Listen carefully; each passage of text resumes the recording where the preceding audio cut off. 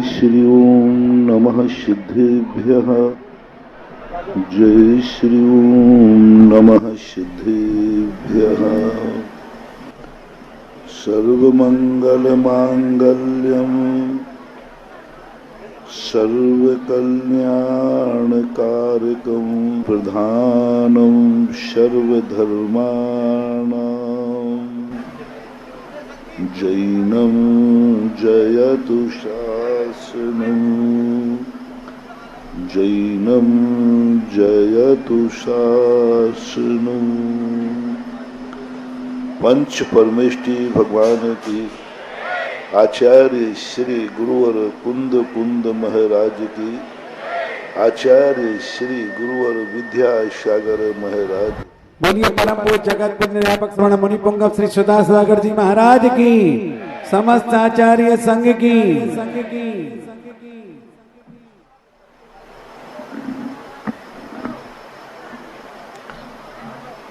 महान आत्माएं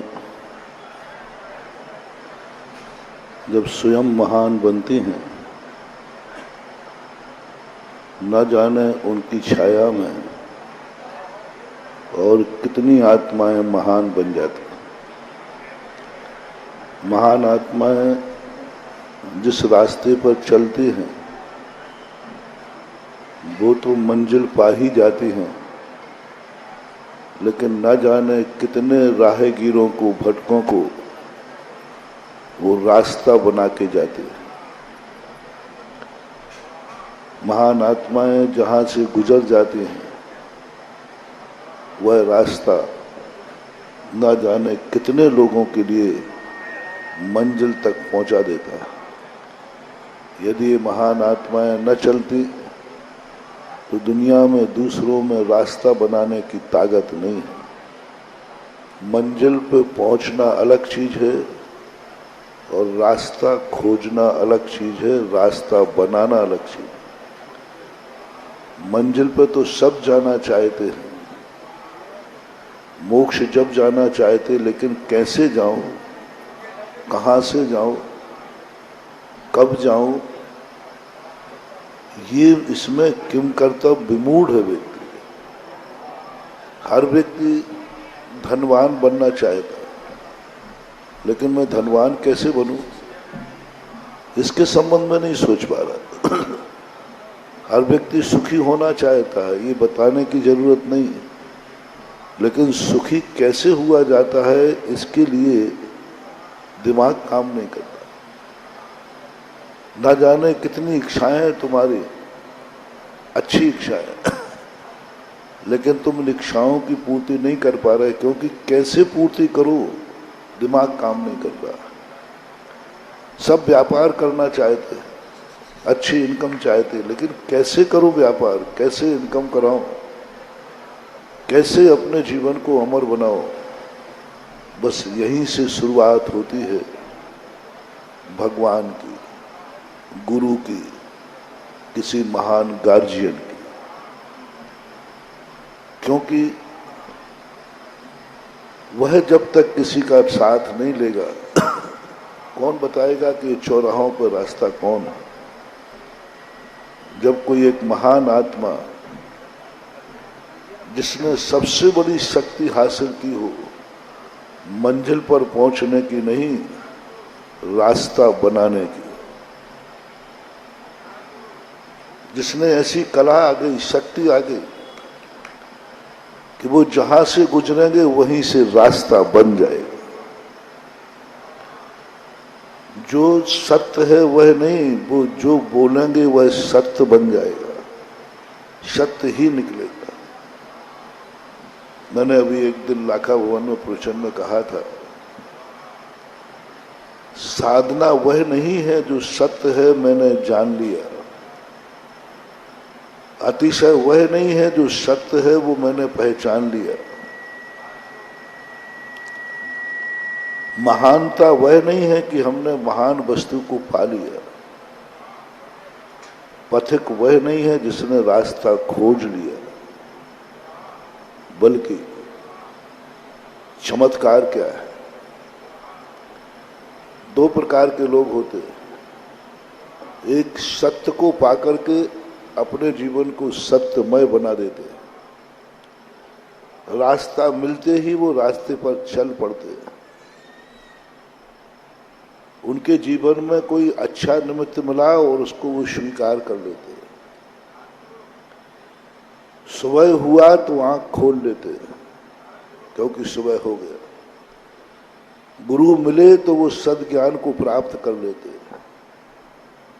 भगवान मिले, मंदिर मिले तो मस्तक झुका देते हैं। किसी ने मंत्र दे दिया वो माला फेर लेते हैं। किसी ने अर्घ्य दे दिया वो अर्घ्य चढ़ा देते हैं। किसी ने मंदिर बना दिया वो जाकर के उसमें पूजा कर लेते हैं। किसी ने अभिषेक का लोटा पानी का भर दिया वो जाकर के अभिषेक कर लेते। किसी ने पूजन की थाली लगा दी, पूजन कर लेते। किसी ने भोजन की थाली लगा दी, भोजन कर लेते। किसी ने कहा कि शिखर जी चलो, बोले अब आप कहते हो तो चले चलते।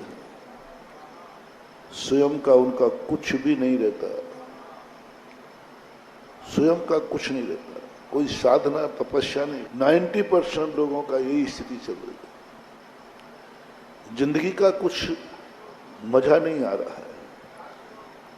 जिंदगी ढलान पाकर लुढ़कती जा रही है। सुबह से शाम हो जाता है, शाम से सुबह हो जाता है। कोई लक्ष्य ही नहीं बन पा रहा है। जिंदगी जीने का मतलब क्या है? क्यों जीना चाहते हो? तो कोई उद्देश्य है?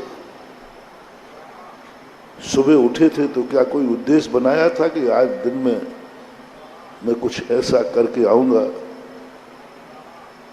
कोई भाव आया क्या? मैं आज जब सुबह उठा हूं कुछ ऐसा करके आऊंगा जो मुझे ही नहीं मेरे परिवार को मस्तक उठाने का कारण बनेगा। एक भय से भरा रहता है, संदेह से भरा रहता है।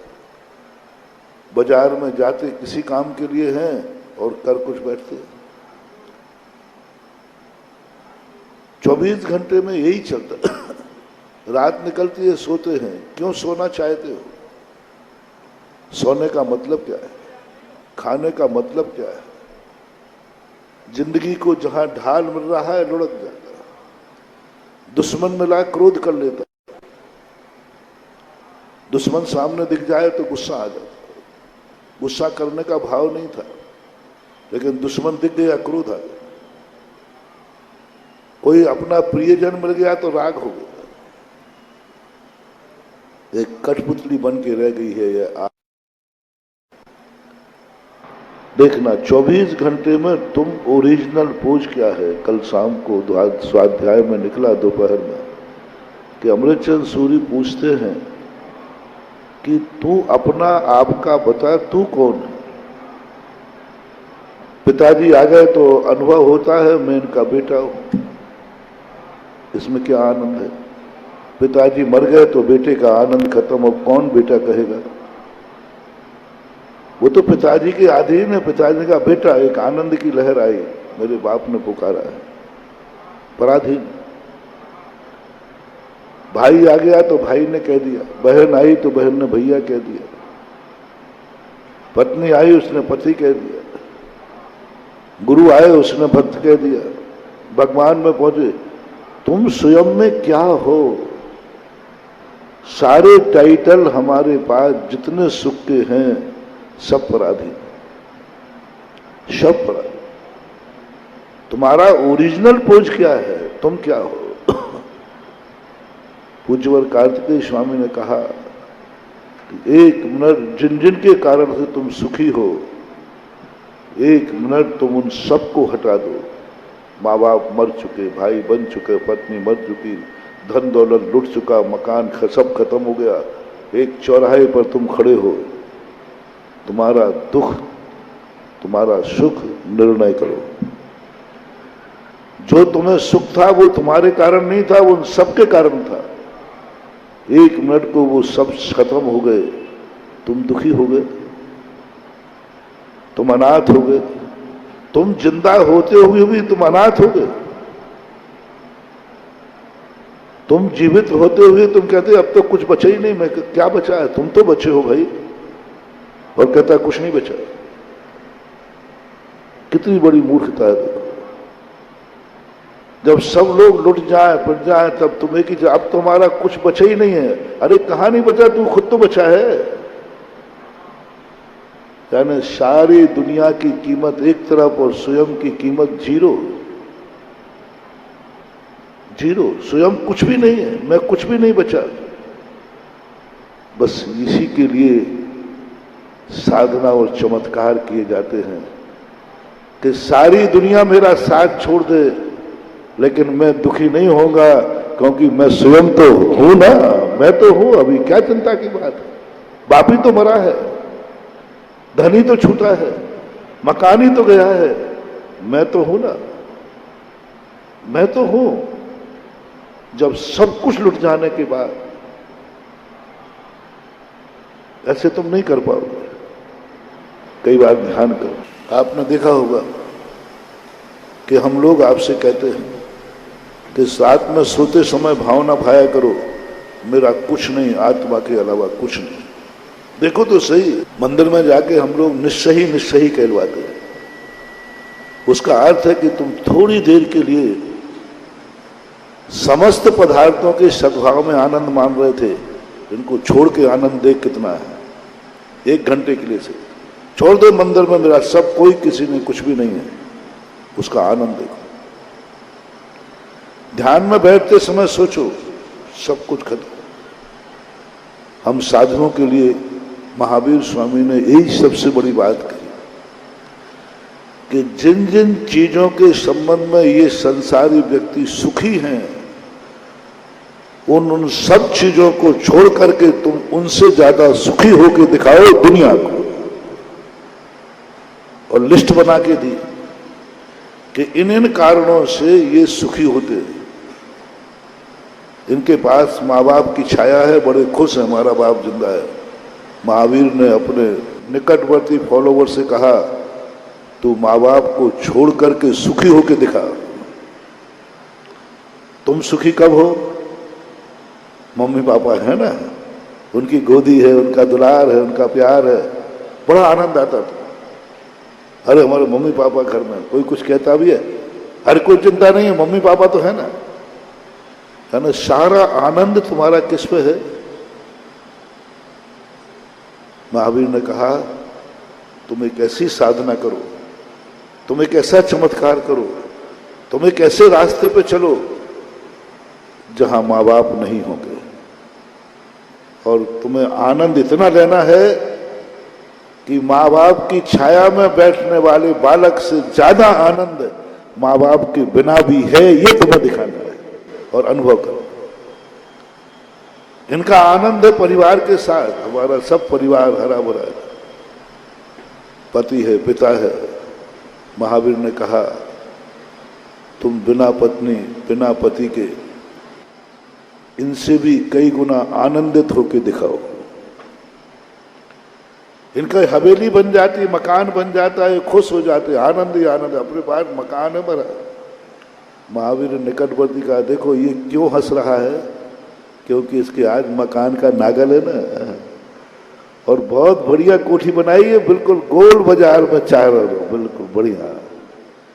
देखो इसका चेहरा कैसा खिल रहा है, टमाटर जैसा। आनंद, सबको बुला रहा है, आओ आओ आओ आओ आओ। यहां तक कि मन कर रहा है कि दुश्मन को भी बुला दिया जाए, वो भी देखे कि मैं, है ना। हुआ था ऐसा। इंद्रप्रस्थ जब बना पांडवों के द्वारा, सब जानते थे कि दुर्योधन को सहन नहीं होगा, लेकिन द्रौपदी ने कहा सबको बुलाया है, सबने अपने अपने मित्रों को बुला लिया। द्रौपदी कहते हैं कि सब आ गए तो क्या मजा है, दुर्योधन को दिखाओ तब मजा आएगा जब उसके सीने पे आग जलेगी। अरे मैंने कहा ये मामला तो गड़बड़ है ना, दूसरों के सीनों में आग लगाने में भी तुम्हें मजा। दुर्योधन को बुलाया जाए और दिखाया जाए कि तुमने हमें खांड प्रश्न दिया था, देखो ऐसा महल तुम्हारे हस्तिनापुर में है, तो द्रौपदी के कहने पर दुर्योधन को विशेष आमंत्रण किया और द्रौपदी किसी की आगवानी पर दरवाजे पर नहीं आई, किसी की आगवानी पर नहीं आई थी, कुलवधू थी वो, अंतापुर में थी। लेकिन जैसे ही पता कि दुर्योधन आ रहा है तो जाकर के गैलरी पे खड़ी हो गई, इसको देखना है इसके चेहरे पे कितनी आग लगती है सीधे।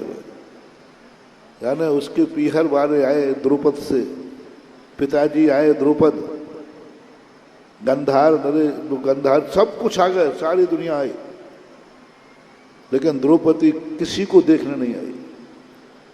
लेकिन जब पता चला कि शकुनी मामा दुर्योधन के साथ आ रहे हैं, वो रेलिंग पे खड़े हो गए, बस यही तो मजा देखना है ना। तुम अपनी बनाई हुई वस्तु पर दुश्मन को भी दिखा करके आनंदित होते हो। महावीर ने सीधे से अपने फॉलोवर से कहा, तुम बिना मकान के इससे भी कई गुना आनंदित होकर दिखाओ। तुम्हारे पास कोई मकान नहीं होगा, धन के बिना ये दुखी रहते हैं, धनहीन का आनंद है, तुम धन के बिना आनंदित होकर दिखाओ। इनको भोजन का इंतजाम हो जाए तो आनंद, तुम भोजन को त्याग के आनंदित होकर दिखाओ।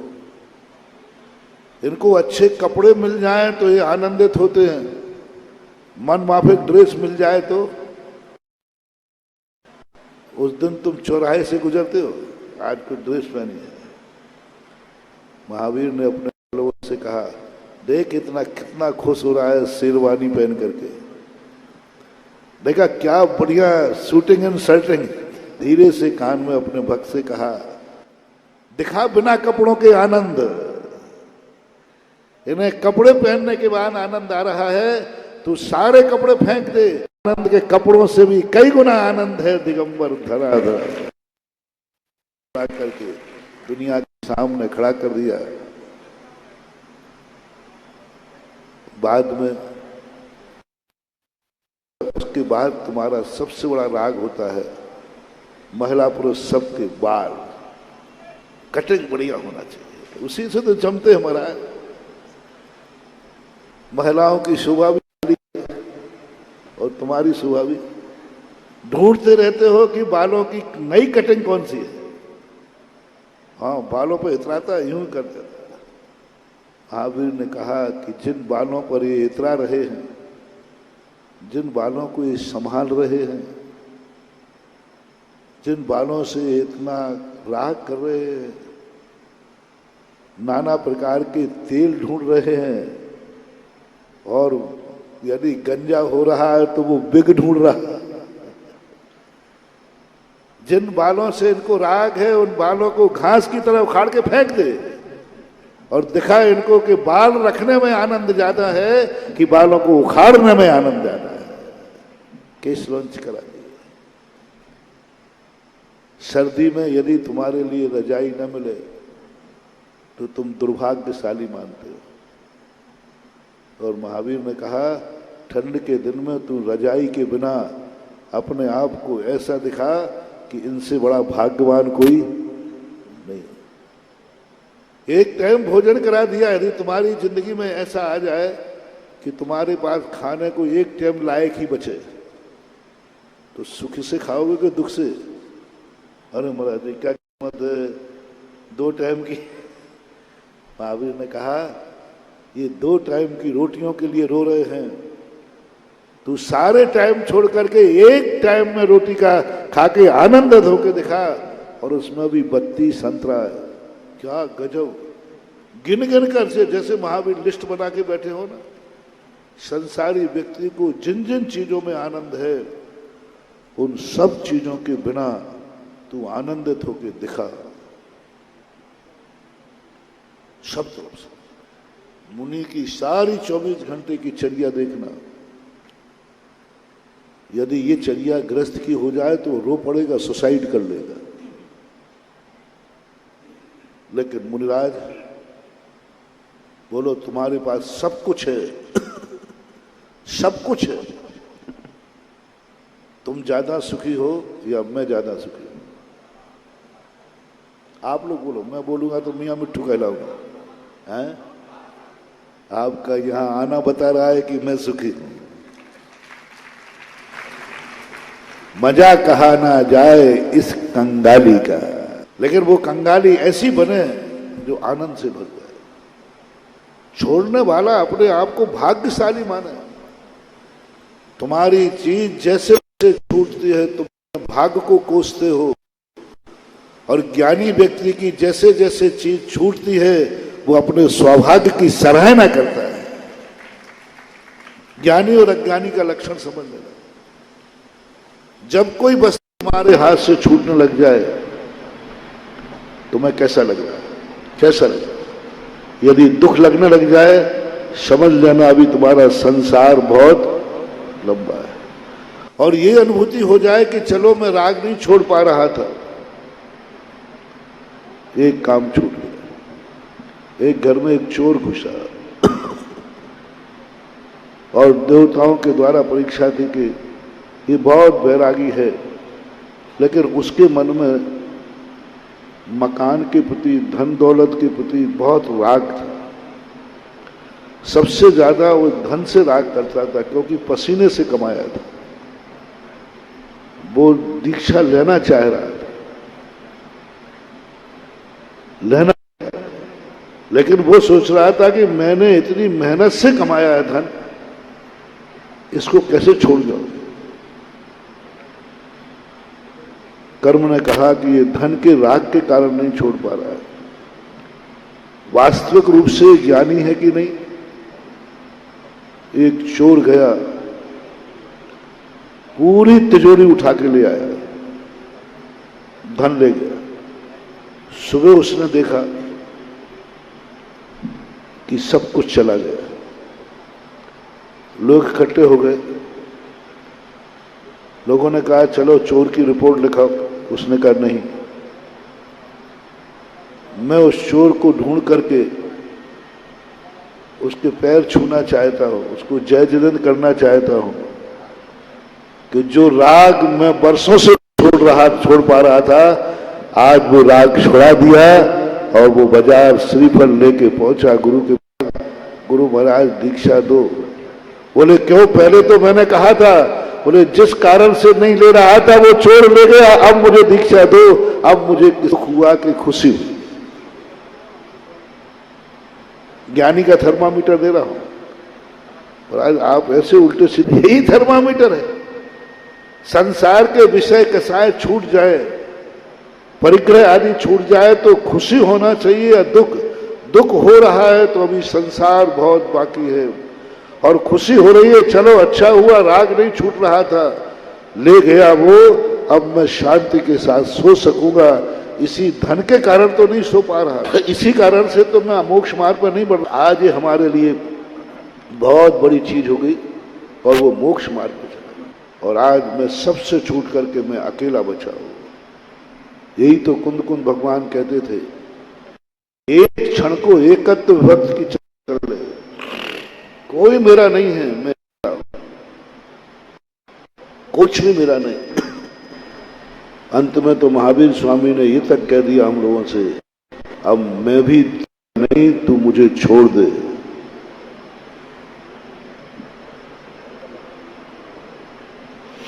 तू मुझे छोड़ दे। जब नमोकार मंत्र छोड़ने की बात कही, बोले हे श्रवण, कब तक तू मेरे सहारे पे चलेगा? कब तक मेरे सहारे पे आनंद बनाएगा? तू छोड़ता है मुझे, नहीं तो मैं तुझे छोड़ता हूं। तू छोड़ता है या मैं तुझे छोड़ता हूं? सब कुछ छुड़ा दिया। एक सहारा था भगवान का, लेकिन मुनिराज से कह दिया ये भी तेरे लिए शोभा नहीं देता। तू मात अपदीपो भव, तू मात अपनी आत्मा का सहारा ले, और जब तू आत्मा का सहारा ले उस समय तुझे अनाथ होने की अनुभूति नहीं होना चाहिए कि मेरा कुछ भी नहीं है, मेरा कोई भी नहीं है। ये अनुभूति होना चाहिए कोई भले मेरा हो या नहीं हो, लेकिन मैं तो स्वयं का मैं हूं। बस वो है एक क्षण की अनुभूति। आज तब कल्याणक है। प्रातःकाल का समय है। आज आदिनाथ इतने वैभव से संपन्न हो रहे हैं, इतना वैभव इनके पास आ रहा है।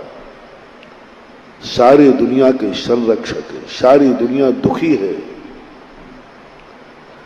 और ऋषभ देव को ये भी कोई रास्ता पता नहीं है, क्योंकि वो भी ऐसे युग में जन्मे।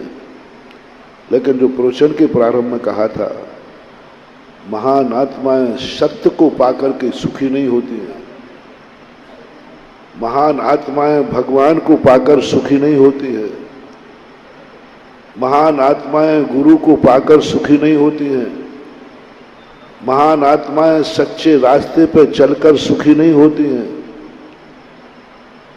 सावधानी से सुनना, ये सेकंड नंबर के लोग हैं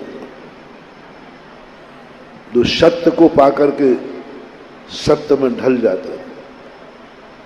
जो सच्चा रास्ता मिल जाए तो सच्चे रास्ते पर चल जाते हैं। भगवान मिल जाए तो आनंद से भर जाते हैं। लेकिन एक महान आत्माएं वो हैं जो सत्य को पाकर आनंदित नहीं होते हैं। जो कुछ भी उनके पास है वही सत्य हो जाता है। वो सत्य का दिमाग नहीं लगाते सत्य पर, जिस पर दिमाग चल जाता है वही सत्य हो जाता है। वो सत्य को खोजने की चिंता नहीं करते कि सत्य कहां मिलेगा। आह, क्या बात है मानव, क्या बात, अलौकिक आनंद। सत्य को खोजने की आंखें उनकी यहां वहां नहीं निहारती। जिस तरफ आंख उठा देते हैं वही सत्य हो जाता है, वही धर्म हो जाता है, वही वस्तु का स्वरूप हो जाता है। कई बार देखा, ऐसी आंख जिस तरफ उठ जाए उस तरफ हजारों आंखें उठ जाती हैं, क्योंकि इस आंख ने यहां देखा है, इसका अर्थ कोई ना कोई रहस्य है, कोई ना कोई रहस्य। अन्यथा ये आंख देखने वाली नहीं है। ये आंख को कभी मैंने उठते देखा ही नहीं है। और आज ये आंख उठेगी तो जिस पर उठेगी उसका कल्याण निश्चित है, क्योंकि ये आंख उठाते ही नहीं, इनको देखने का शौक ही नहीं, इन्हें देखने में आनंद ही नहीं है। लेकिन आज क्या बात हो गई, गुरु की आंख उठ गई। जरूर कोई महान शक्ति सामने आई है, जरूर कोई चमत्कार होने वाला है। बहुत बार आप लोग कहते, दुकान के सामने से निकलते हैं ना मकान, महाराज जी आप मेरे घर में चरण पाड़ दीजिए, तुम्हें मालूम है कि विद्यासागर के चेले हैं, जाएंगे तो है नहीं। तो फिर क्या कहते, अब महाराज जी जाना नहीं, आप देख लीजिए। अरे मेरी देखने में क्या होगा, महाराज आप देख लीजिए, यही है मेरा दुकान, देख तो लीजिए महाराज। तो मैं शुरू में समझता था पागल कहेंगे, देखने से क्या होता है। अब पता चला कि श्रावक ऐसा क्यों बोलता है, क्योंकि वो जानता है ये आंख दुनिया में किसी को नहीं देखती, और यदि आंख से देख लिया तो भी मेरा बेड़ा पार हो जाए। नेत्र शक्ति इतनी है कि जहां चमत्कार हो गया। गंधारी ने नियम ले लिया वैष्णव दर्शन के अनुसार, मैं कभी इन आंखों से देखूंगी नहीं। ब्रह्मांड कांप गया, आंख होते हुए नहीं देखूंगी। आंख होते हुए नेत्र का सुख खत्म हो गया, ब्रह्मांड कांप गया। देवताओं में चर्चा हो गई, ब्रह्मांड ने की सारी शक्तियां उनकी आंखों में प्रवेश कर गई। ब्रह्मांड की सारी शक्तियां प्रवेश कर रही, आंख होते ही नहीं देखेगा, आंख होते ही नहीं देखेगा। सारी शक्तियां वहां हो गई। यह है त्याग, यह है बलिदान। कौन व्यक्ति है जो आंखें हों और देखने का भाव न करे। अंधे की बात नहीं कह रहा हूं, यह है त्याग, ये इंद्री का त्याग, नेत्र का त्याग और इंद्री विजय। और क्या शक्तियां प्रकट, बताते रहे गंधारी की आंखों में ब्रह्मांड की वो शक्ति प्रकट हो गई कि जब भी कभी किसी जिंदगी में कभी एक बार ये अपनी आंख खोलेगी और जो सामने होगा वो वज्र का हो जाएगा। आगे की कथा से हमें कोई मतलब नहीं, सब मालूम है।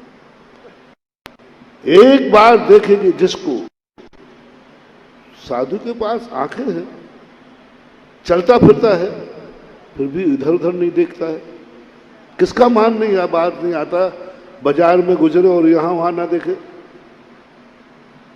बाजार में गुजरे और यहां वहां नहीं देखे तो बाजार में आने का मजा क्या है। लेकिन एक साधु ऐसा है जो बाजार से गुजरा है लेकिन खरीदार नहीं है, दुनिया से गुजरा है लेकिन तलबगार नहीं है,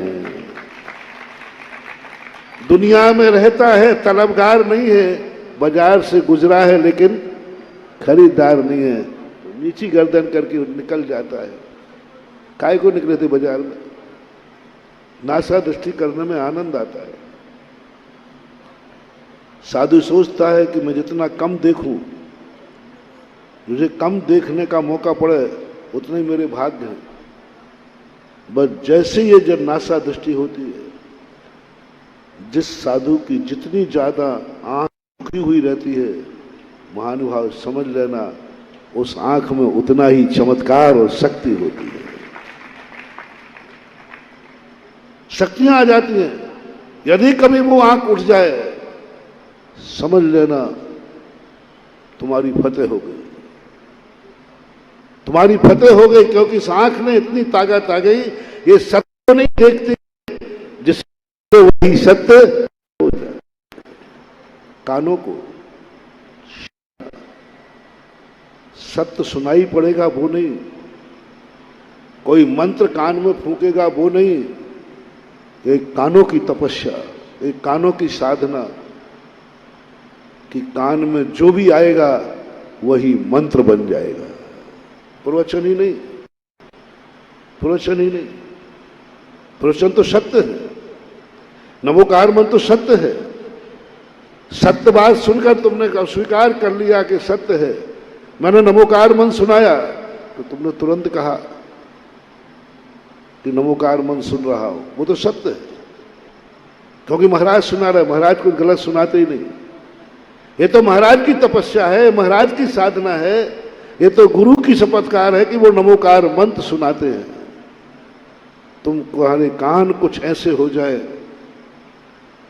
कि दुश्मन की गाली तुम्हारे कान में आके मंत्र बन जाए, ये है चमत्कार। नमोकार मंत्र सुनकर तुमने कहा आज मजा आ गया, गुरु ने मुझे नमोकार मंत्र सुना दिया, ये कोई बड़ी बात नहीं है, क्योंकि नमोकार मंत्र तो महान है ही, और गुरु ने सुनाया है फिर तो महान है। लेकिन एक वो जो दुश्मन है तुम्हारा परम, उसने गाली दी। कानों का चमत्कार, कानों की साधना, कानों का चमत्कार करो, इनकी साधना करो। कानों की साधना करता है, एक बहुत बड़ी तपस्या है कान तपस्या। तुमने शायद किसी पुराण में नहीं पढ़े होंगे, लेकिन पुराण में से है, तुम्हें वो पुराण समझ में नहीं आएंगे, तुम्हें वो सुधा सागर पुराण ही समझ में आएगा, मैं समझा देगा। और मेरा कोई पुराण है नहीं, सारा पुराण इन्हीं में से खोज करके निकालता हूं। कर्ण पुराण, इनकी तपस्या, इनकी साधना, कानों में चमत्कार,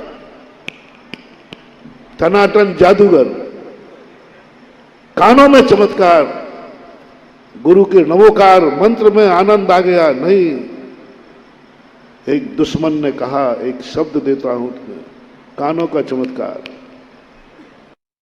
कानों का चमत्कार। दुश्मन ने कहा मूर्ख।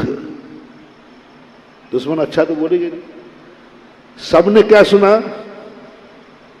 दुश्मन ने क्या कहा? मूर्ख। ज्ञानी कहता है महाराज वो आपको मूर्ख कह रहा है। बोले मूर्ख कह रहा, मुझे तो सुनाई नहीं पड़ा। बोले महाराज कान ठीक है कि नहीं? बोले कान तो बिल्कुल ठीक है, नहीं तेरी बात कैसे सुनता है? ओह, कानों का चमत्कार, कानों में मूर्ख आया, सबके कानों में शब्द गया, रिकॉर्ड मूर्ख हुआ, लेकिन कान का चमत्कार था, साधना था। साधु ने कहा मैंने तो मूर्ख शब्द नहीं सुना, मैंने तो सुना है मा ऊ रा खा, एनालिसिस कर लिया। मैंने तो सुना है मा ऊ रा खा, ये तो बीजाक्षर है। ओहो, गुरु महाराज ने भी जो मंत्र नहीं दिया, जो इसने दे दिया, देखो मां बीजाक्षर है, मम मम शांति धारा में पढ़ते।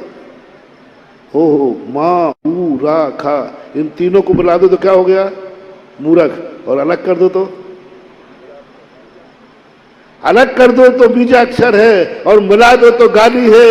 यही तो नाम का भेद विज्ञान है, इसी को तो बोलते साधना। इन अक्षरों को मिला दोगे तो क्या बनेगा? मूर्ख, गाली बन गई। क्रोध उत्पन्न होगा, क्रोध उत्पन्न होगा, आत्मा की शांति भंग हो जाएगी। उसी मूर्ख शब्द को आप एनालिसिस कर दीजिए और मूर्ख शब्द को अलग अलग कर दीजिए, बीजाक्षर बन जाएंगे। और बीजाक्षर की शक्ति कितनी है? बस कुछ नहीं सुनना है, कुछ नहीं सोचना है। मैंने एक बार संस्थान के बच्चों को समय सार पढ़ाते हुए मंत्र कि समय सार पढ़ने वाला व्यक्ति इंद्रियों की साधना करता है, इंद्रियों का विरोध नहीं करता, इंद्रियों को गालियां नहीं देता। ये कान बहुत बुरे हैं, जब देखो कोई भी बात सुन लेते गुस्सा दिलाते हैं। ये आंखें बहुत बुरी हैं, फोड़ दो इन आंखों को। ये जिब्बा बहुत बुरी है, जो चाहे बोल देती है, झगड़ा हो जाता है। नहीं, बहुत अच्छी चीजें हैं, बहुत अच्छी चीजें हैं। कान इतना अच्छा है, मेरा कान तो बहुत अच्छा है, बहुत बढ़िया है। ऐसा है, इसमें एक चमत्कारी मंत्र भर दो, जो तुमने बोला उसको कहा मूर्ख, बस वो कुछ नहीं करना।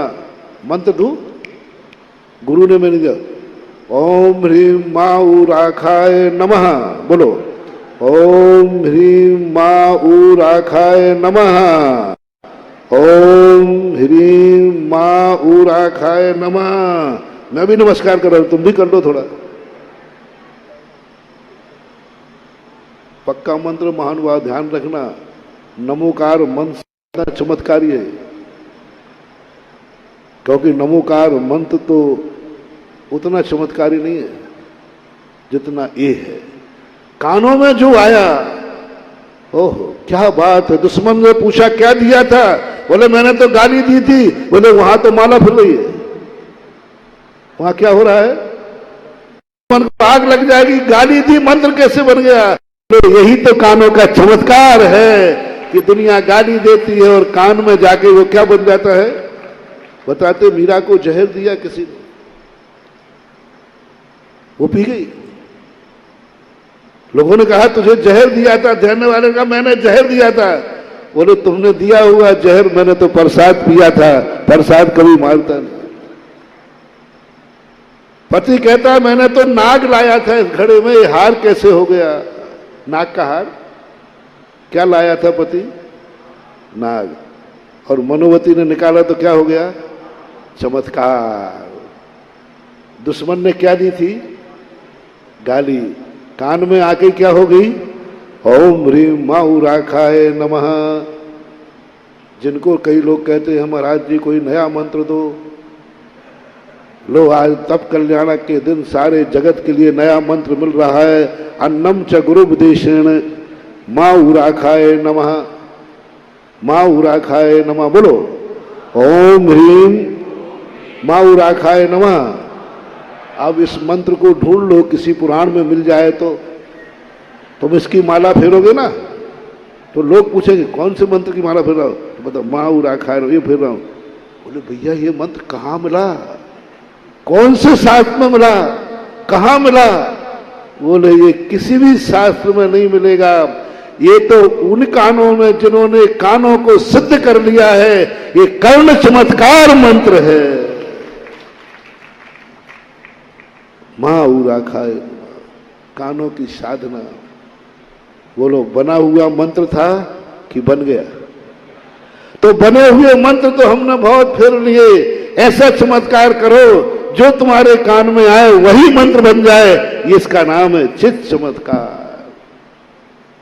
सत्य मत बोलो, ये तो सब बोलते। ऐसी कुछ साधना करो। सत्य बोलने का नियम नहीं लेना है, ये तो सभी ले लेते। मैं सत्य बोलूंगा, 4 लोगों से पूछ लेना, मैं गलत नहीं बोलूंगा, नहीं, ये चमत्कार नहीं है। चमत्कार है जो भी तुम्हारे मुख से निकल जाए वही सत्य हो जाए। यदि अमावस्या को पूनम निकल गया तो क्या होगा बोलो? कुछ ऐसी साधना, ऐसी तपस्या अपने जीवन में, उनको बोलते महान आत्मा। जो हम प्रवचन के प्रारंभ में जिस मार्ग पर वो चल गए, उनका मार्ग नहीं था, वो चल गए, जहां कदम उठा लिया वही रास्ता बन गया, उनको कोई रास्ता ही नहीं। आदिनाथ भगवान के लिए कोई रास्ता नहीं था, पर जहां जहां भगवान ने कदम बढ़ाए वही वही रास्ते बनते चले गए।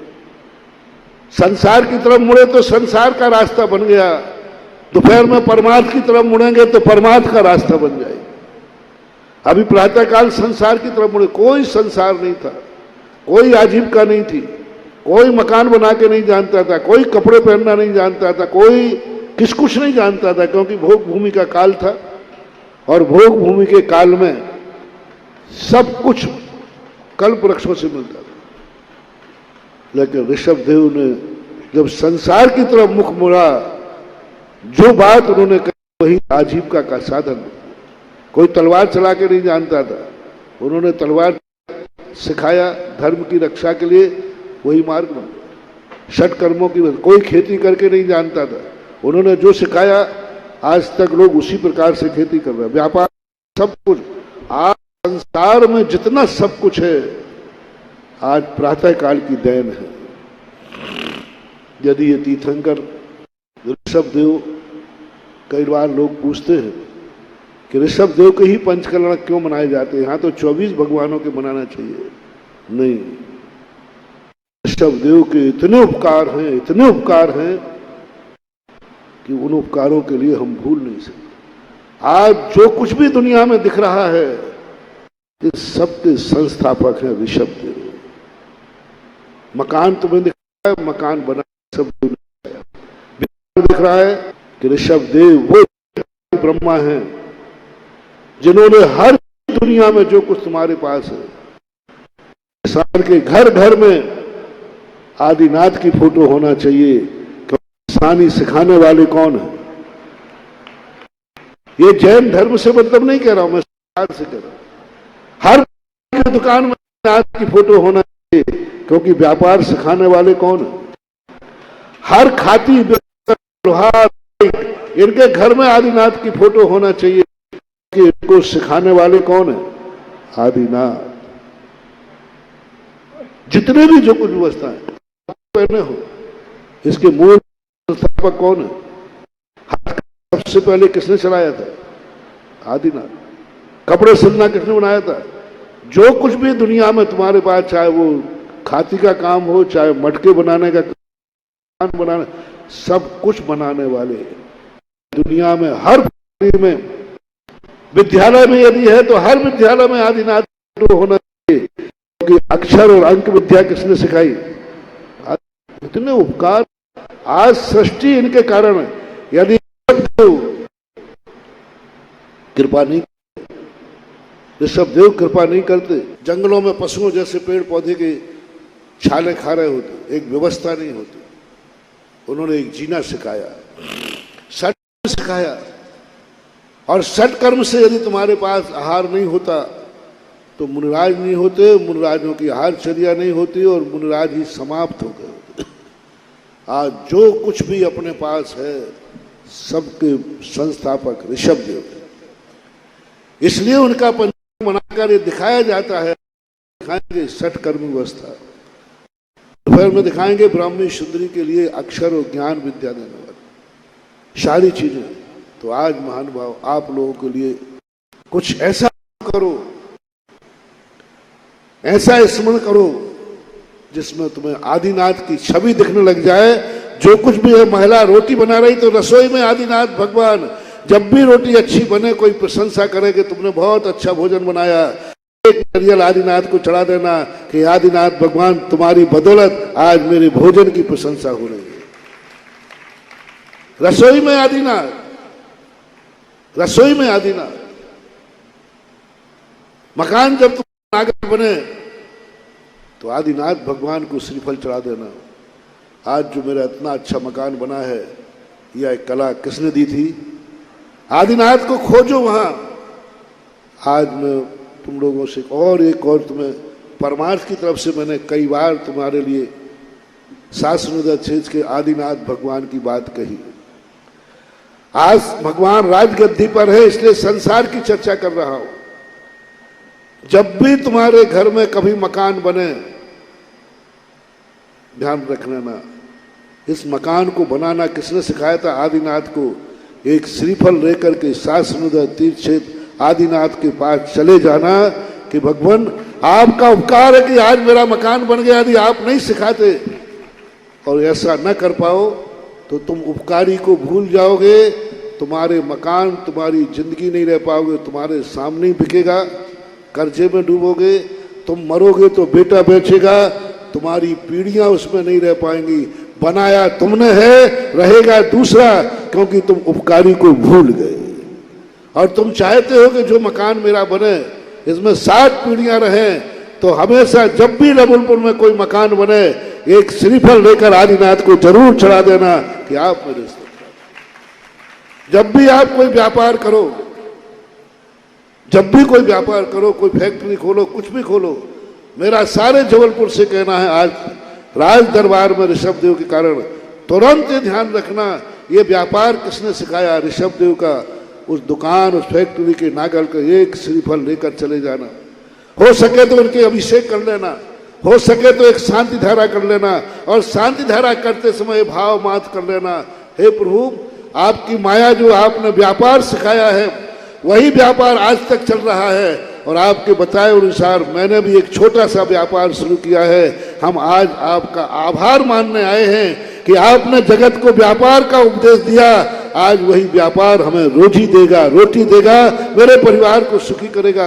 ये नारियल करके आना, जाओ कितने भी मद्दा आ जाए, तुम कभी व्यापार में दिवालिया नहीं होगे, क्योंकि उपकारी को तुमने मान लिया, उपकारी को मान लिया है। कोई साधारण शक्ति नहीं बैठी है शास्त्र क्षेत्र में, मल्टीपर्पज है, परमार्थ ही नहीं संसार। जब तुम शादी विवाह करो, मसीह का उपदेश दिया, मसीह का अर्थ है व्यवस्थाएं, सारी व्यवस्थाएं। जब भी तुम्हारा कोई नया रिश्ता बने, दोनों रिश्तेदार मिलकर के शास्त्रोदय में आदिनाथ के पास चले ना, हे प्रभु आपके बताए हुए मार्ग के अनुसार आज हमारा घर बस रहा है, हम दोनों अपरिचित एक जिंदगी में मिल रहे हैं।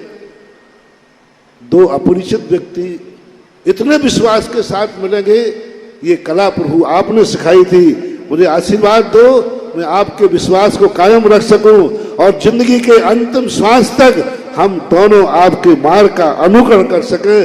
शादी का जोड़ा लेकर वहां जाओ। जब भी तुम्हें अपने बच्चे को स्कूल में दाखिला दिलाना है, जब भी किसी बच्चे को कहीं हॉस्टल में ले जाना है, जब भी किसी बच्चे को कहीं पढ़ाई के लिए भेजना है, एक नारियल लेकर परिवार के साथ आदिनाथ भगवान के पास जाना है। प्रभु जब आपकी कन्या से आप डरते हैं, कन्या को मैं कैसे पढ़ाऊं, कैसे लिखाऊं, हर माता पिता डरता है जब बच्चे पढ़ने जाते हैं। कुछ नहीं, उस कन्या को और बेटा को आदिनाथ भगवान के पास लेके जाओ और कहो, बेटा बिटिया ये अपने प्रभु है, ये जो तुम पढ़ने जा रही है, जा रहा है, इसका ज्ञान ऋषभदेव ने अपनी बेटी ब्राह्मी सुंदरी को दिया था। ये मार्ग उनका चलाया हुआ है, इनकी तरफ देख और आशीर्वाद ले कि हे प्रभु जिस भावना से आपने ये ज्ञान दिया था, वही भावना पूरी करके मैं मम्मी पापा के पास वापस लौट के आऊं। आप एक श्रीफल चढ़ाने के बाद स्कूल में उसका दाखिला दिलाना, LKG UKG में। बड़ी हो जाए तो जब कॉलेज बदले तब, बाहर भेजो तब, पढ़ाई के लिए जब भी आपके यहाँ कोई काम हो, जब आपके यहाँ कोई नई चीज का कोई भी निर्माण हो, तुरंत आदिनाथ को याद करना, क्योंकि जो उपकारी को याद करता है, जो उपकारी को स्मरण करता है, जो उपकारी का आभार मानता है, वह जिस विषय में आभार मानता है उससे कभी वह अभाव को रहित नहीं हो पाता। इसलिए संसार, जब तुम गाड़ी खरीदो, सबसे पहले गाड़ी आदिनाथ के दरवाजे ले जाओ। 5 लाख की 50 लाख की गाड़ी खरीदी, तुम कितनी खरीदो, वहां खड़ी करो और वहां जाके श्रीफल चढ़ाओ, और यदि भावना हो तो भगवान का आशीर्वाद लेकर शांति धारण करो, और शांति करते समय गाओ, हे आपका भक्त, अहिंसा का पुजारी हूं, आपने वाहन चलाने की कला सिखाई, बस एक आशीर्वाद दे दो, वाहन से किसी भी जीव की हिंसा ना हो और मेरे परिवार की भी सुरक्षा हो। गंधोदक की 4 बूंद धारा से किए, वो आदिनाथ का गंधोदक ला करके उस गाड़ी के ऊपर डाल देना, बाकी भगवान के ऊपर छोड़ देना, क्योंकि तुमने उपकारी को याद कर लिया है। याद कर, कुछ छोटी छोटी बातें मैं तुमसे कह रहा हूं, और भी छोटी छोटी बातें। जिस घर में पहली रसोई बने, पहले एक श्रीफल चढ़ा के जाइए कि भगवान ने रसोई बनाना आपने सिखाया था, हम सब भूखे मर जाते, आपकी बदौलत है जो मैं रसोई बनाना सीख गया, मैं आपका आभारी हूँ। इस मकान में पहली रसोई बन रही है, जाओ एक श्रीफल चढ़ा के आ जाओ, जाओ एक शांति धारा करके आ जाओ। उस घर में कभी गैस सिलेंडर नहीं फटेगा, रोटी बनाते हुए कभी आग नहीं लगेगी, क्योंकि तुमने उपकारी को याद कर लिया। जो भी तुम्हारी जिंदगी में आया है वो सबके उपकारी आज राजा नाभि राय है, महाराजा ऋषभदेव है, महाराजा ऋषभदेव है। नाभि राय ने वो व्यवस्थाएं नहीं की। नाभि राय ने तो मात्र एक जन्म के लिए हुए बालक का नाल काटना सिखाया था। बच्चा का नाल होता है ना, पहले नाल नहीं होते थे, बच्चे बिना नाल के जन्मते थे। नाभि राय के समय बच्चे के अंदर एक नाल चमड़े की कुछ ऐसा होता है छोटा सा, वो नाल लेके उसको कैसे काटना, लोग घबरा गए कि बच्चे के अंदर से क्या रस्सी जैसा निकला है। नाभि राय ने उसको काटने की कला सिखाई थी। इस नाभि राय पिताजी से इतनी कला सिखाई थी, लेकिन जब ऋषभदेव को राजगद्दी मिली तब ऋषभदेव ने सारे जगत को जीने की कला सिखाई, सभ्यता सिखाई, नैतिकता सिखाई, सब कुछ सिखाई। तो आज आदिनाथ भगवान, महाराजा आदिनाथ, राजा आदिनाथ तुम्हारी हर चीज के उपकारी। इन उपकारों के नाम पर जहां भी तुम्हारे मन में आवे, आदिनाथ भगवान को याद करना। ये मूर्ति मात्र परमार्थ की ही नहीं, ये मूर्ति के अतीत देखोगे तो सारा संसार इस मूर्ति में दिखेगा और सारे संसार की स्थिति बनेगी। आज कुछ एक ऐसा जबलपुर है, हमारे पूज्य महाराज के बहुत उपकार है, जबलपुर है कि नहीं, लेकिन जबलपुर तो भुलक्कड़ है। हाँ, होते ना, उपकारी को जो भूल जाता है, ध्यान रखना 100 जन्म तक फिर तुम रोते रहना, कोई उपकार करने मिलने वाला नहीं है। आज आचार्य महाराज का कितना उपकार, क्या कहें। लोगों को मुनियों से मुख मोड़ लिया था। लोगों की धारणा थी कि मुनि तो बुढ़ापे में बना जाता है, लोगों की धारणा थी कि पंचम काल में मुनि होते ही नहीं है। पूज्य गुरुदेव ने जीना सिखा दिया कि जिस बुढ़ापे की तुम मुनि धर्म की बात कर रहे हो, सही मुनि धर्म तो जवानी के आनंद का है। आज 300 से 300 को पंचम काल में जवानों को इस मार्ग की तरफ मोड़ दिया। अनंत उपकार। श्रवण संस्कृति से जो मुख मोड़ के चले गए थे, वे लौट करके आ रहे हैं क्षमा याचना के साथ। जिन्होंने मुनियों को आहार देना छोड़ दिया था, आज वे 4-4 महीने आहार देने को चौका लगाते हैं। आहार नहीं होता है तो फिर भी अभाग्य मानते हैं, कम से कम पड़गाहन के लिए तो मिल रहा है। ये आचार्य श्री की देन। और जबलपुर पर तो विशेष कृपा रही। ऋणी हो जाओ रे आचार्य श्री, आभार मानो रे आचार्य श्री का, कि किसके भाग्य में लिखा है, किसका पुण्य है जो ऐसे जिन कमरों में बारातें रुकती हैं वे तो बहुत बार बना ली, जिन कमरों में साधु के चौके लगेंगे वो कमरा बनाना एक सौभाग्य की बात है। मात्र इसलिए कह रहा हूं, कितने पुण्यात्मा जीव है यहाँ। साथ ही साथ पुण्य हर कंजूस का भाव नहीं होगा, हर व्यक्ति का भाव नहीं होगा। जिसके धन में पुण्य होगा, जिसके धन में भावी होगा, भविष्य होगा, और जो आवास दान देता है उसके लिए एक वरदान तो मैं देता हूं कि चाहे मंदिर बनाओ, चाहे साधुओं की अतिथिशाला बनाओ, जो ये बनाता है वो कभी मर करके फुटपाथ पे जन्म नहीं लेता, अपने बाप की हवेली में जन्म होता है। ये इसका फल है। फिर से रिपीट करता हूं, जिस व्यक्ति ने सब कुछ किया लेकिन कभी आवास दान नहीं दिया, कभी धर्मशाला कमरे नहीं बनाए, वो मर करके फुटपाथों पे जन्म लेता है। गरीबों की बात। कम से कम मेरा भाव है कि जबलपुर का जिसने मेरा आशीर्वाद लिया है वो मर करके फुटपाथ पर जन्म न लेकर हवेली में जन्म ले, बाप की संपत्ति पे जन्म ले, इतना पुण्य तो कमा के जाने। आज हमने उपकारी की बात कही, आदिनाथ के उपकार, आज पूज्यवर गुरुदेव के उपकार, इन दोनों का बदला आज हमें चुकाना है। 80 मसीह कृषि वाणिज्य शिल्प विद्या के माध्यम से और 60 कर्म उन्होंने सिखाए। आदिनाथ ने 60 कर्म सिखाए थे और पूज्य गुरुदेव ने 60 आवश्यक सिखाए। देव पूजा गुरुपास्ति स्वाध्याय सही मस्तवा दानम क्षेत्री ग्रस्ताणाम 60 कर्माणी दिने दिने दिने दिने। प्रतिदिन जो दान देता है वो है श्रावक। तो उसके लिए ये 60 आवश्यक है। समय आपका हो गया है, आप लोग अपनी व्यवस्था बनाएं।